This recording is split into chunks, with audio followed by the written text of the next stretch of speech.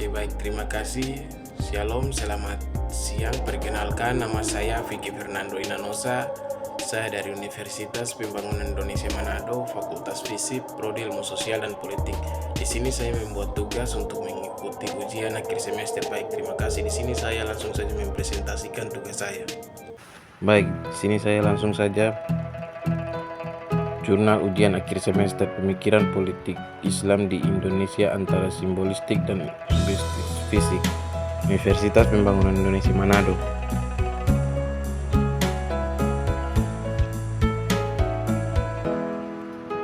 Sebagian penutup dari bahasan terkait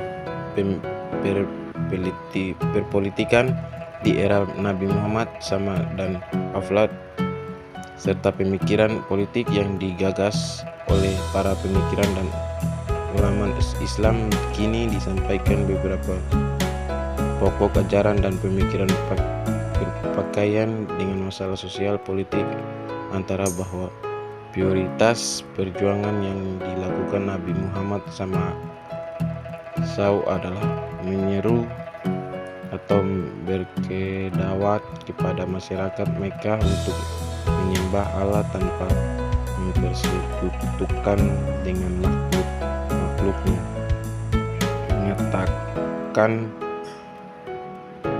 harkat dan martabat masyarakat kecil sehingga memiliki harga diri dan kedudukan yang sederajat dengan yang lainnya. Maka tidak ada beda antara orang yang kaya dari orang miskin, tidak ada beda antara pengusaha dan rakyat yang dipimpinnya.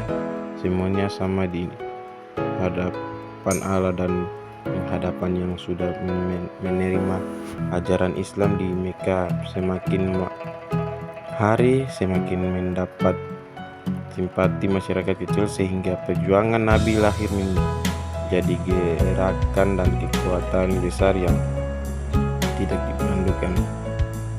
Dalam tinjauan politik inilah penyebab utama terjadinya ketegangan dan konflik antara pihak Nabi Muhammad bersama komunikasi Muslim dengan para pemimpin Quran, antaranya Abu Sufyan,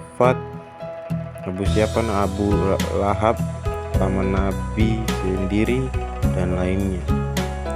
Dalam kondisi krisis inilah umat Islam selalu mendapatkan perilaku tidak manusiawi daripada pemimpin konflik, sepertinya penghinaan, ejekan, bully, pengusiran, memutuskan kerja, intimidasi, teror, bahkan upaya pembunuhan.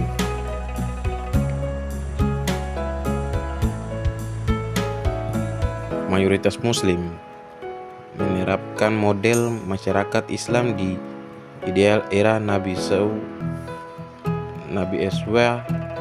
bukanlah utopia, sebab model itu pernah terbukti dalam sejarah. Jika pada periode Mekah kaum Muslim masih menempati posisi marginal dan tertindas, maka pada bagian lain di Sunnis mengungkapkan bahwa dalam proses pencairan konsep tentang negara, para pemikiran politik Islam terhadapan dengan dua tantangan yang saling menarik, yaitu tantangan realitas politik yang harus dijawab, dua tantangan idealitas agama yang harus dipahami untuk menemukan jawabannya. Namun sepanjang sejarah yang dilalui hingga kini, nampaknya pemikiran politik Islam terus berjalan intertek simbolistik dan psikologis. Pemikiran tersebut menampilkan perbedaan mendasarkan pada akuntansi keyakinan keagamaan ke dalam aksi politik.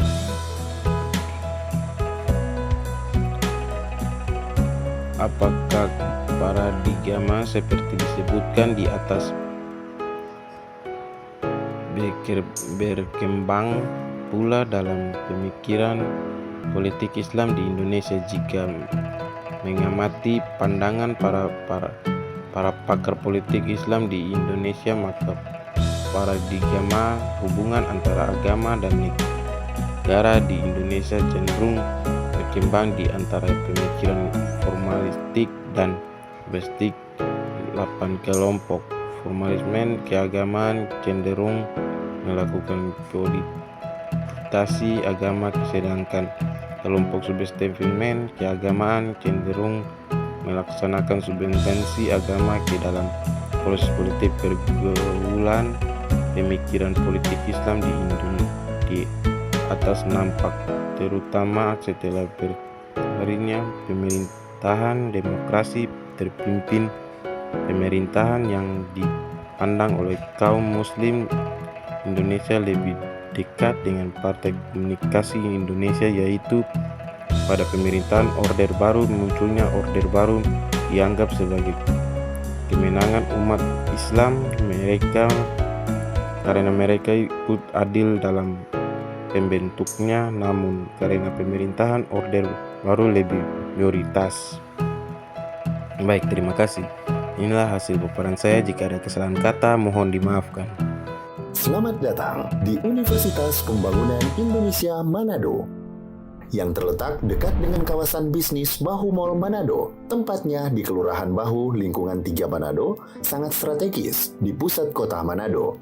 Dibangun di atas lahan seluas 2,5 hektar, Universitas Pembangunan Indonesia Manado berdiri megah dengan ruangan 7 lantai, terdiri dari ruangan kelas, ruangan kantor, perpustakaan, laboratorium komputer, laboratorium keperawatan, pengadilan semu, dan laboratorium bahasa, kantin, serta rooftop di lantai atas.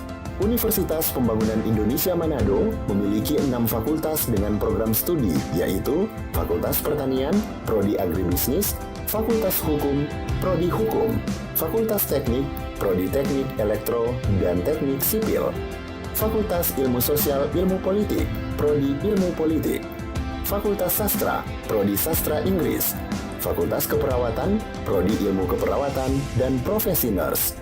Didukung oleh sumber daya manusia yang berkompeten dan tersertifikasi, Universitas Pembangunan Indonesia Manado memiliki dosen dan tenaga kependidikan dengan latar belakang S2 dan S3 lulusan dalam dan luar negeri.